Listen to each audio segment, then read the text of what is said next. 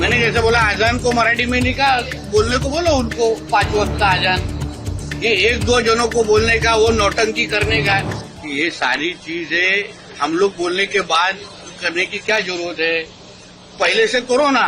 मैंने जैसे बोला आजान को मराठी में नहीं कहा, बोलने को बोलो उनको 5 वक्त का आजान।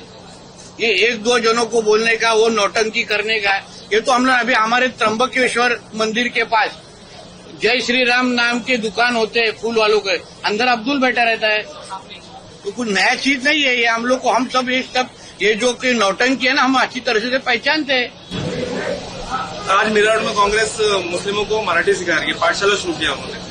फिर पाठशाला का को जरूरत है? मदरसा में मराठी चालू करो ना, सबसे आसान है। अलग पाठशाला करने की जरूरत ही नहीं है। महाराष्ट्र में बहुत मदरसा है, वहाँ उर्दू के बजाय आप मराठी शुरू करो ना उधर, आपका मेहनत कम हो जाएगा। काय को है आपके से मीडिया में आने के लिए नौटंकी करने की जरूरत है? आपके मुल्ले मौलवी को बोलो अच्छी तरह से मदरसा में सिखाओ, उधर हम लोग को भी समझ जाएगा ना कि मदरसा सच्ची में पढ़ाई के लिए, वरना पुकड़ में गन बिन तो मिलते हैं उधर सब। जब महाराज जी आपको मराठी सिखाया जा रहा तब हमने देखा आप काफी इंटरेस्ट के साथ सीख रहे थे और 2 दिन में आपने काफी अच्छा बोला हम लोगों से। तो आने वाले समय में अगर आप वापस से महाराष्ट्र में आते तो क्या अपना भाषण आप मराठी भाषा में देना चाहेंगे हिंदी के साथ ही? देखिए, पहली बात तो यह है कि भाषा सीखने के लिए बच्चा बनना पड़ता है। बिना बच्चा बने कोई भाषा नहीं सीख सकता। तो स्वाभाविक है कि हम भी बच्चा बनेंगे तभी सीख सकेंगे, इसलिए बच्चा बने हैं। और हम सीख क्यों रहे हैं?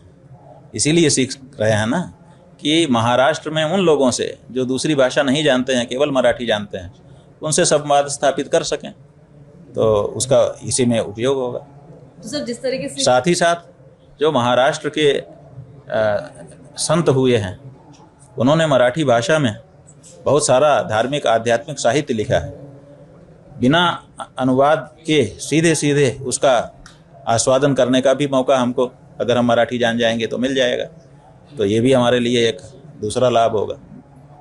महाराज जिस तरीके से वीडियो वायरल हुआ था एक भाजी वाले को, या जो मिडिल क्लास फैमिली है जो एक दिन पे अपना घर रोजी रोटी चलाता है, उसको एक झापड़ मार के जबरदस्ती मराठी बोलने पे फोर्स करना, इस पे आपकी प्रतिक्रिया क्या होगी? क्या ये इस पे हमारी प्रतिक्रिया की बात नहीं है बहन जी, ये तो पूरे देश की प्रतिक्रिया से पता चल गया कि इस तरह का कार्य अब देश में अस्वीकार्य है। किसी ने भी स्वीकार नहीं किया।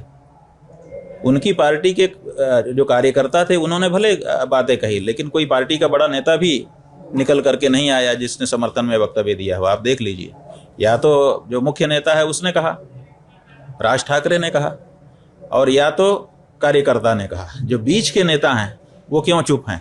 इसी से अंदाज़ा लगा लीजिए कि उनको भी ठीक नहीं लगा है, और उनको भी बोलने पर लग रहा है कि हम बोलेंगे तो हमको भी शर्म ही आएगी, इसीलिए वो भी नहीं बोल रहे हैं। सर इससे पहले भी उत्तर भारतीयों को टारगेट किया गया था, मारा पीटा गया था, फिर से एक बार कहीं ना कहीं किसी मुद्दे को लेकर उत्तर भारतीय को ही महाराष्ट्र में टारगेट किया जा रहा है। हाँ ठीक है, वो मराठी अस्मिता जगा करके मराठियों का वोट लेना है, क्योंकि उत्तर भारत के लोग यहाँ काम तो कर रहे हैं, यहाँ की प्रगति में योगदान तो कर रहे हैं, लेकिन उनमें से आधे से ज़्यादा वोटर नहीं हैं, और जो वोटर हो चुके हैं यहाँ पर रह करके अमुक पार्टी को उनका वोट मिल नहीं रहा है, ऐसा वो मान रहे हैं, इसलिए उसकी परवाह नहीं कर रहे हैं। लेकिन आप अगर इस तरह से परेशान करोगे तो फिर लोग यहाँ आना बंद करेंगे। फिर जो काम बाहर वाले आकर के यहाँ कर दे रहे हैं वो काम आपको खुद करना पड़ेगा।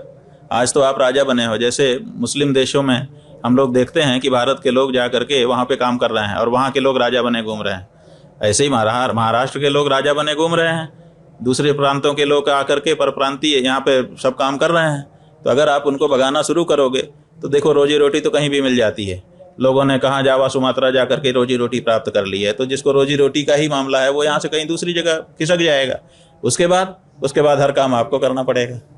तो ये भी तो विचार करने की ज़रूरत है। महाराज जी आपने उनको यहाँ क्यों बसाया है? मराठी बोलने के लिए बसाया है कि अपना काम करवाने के लिए बसाया है? अपना काम करवाने के लिए बसाया है तो कर रहे हैं। अब मराठी बोलने के क्यों अनिवार्य कर रहे हो आप?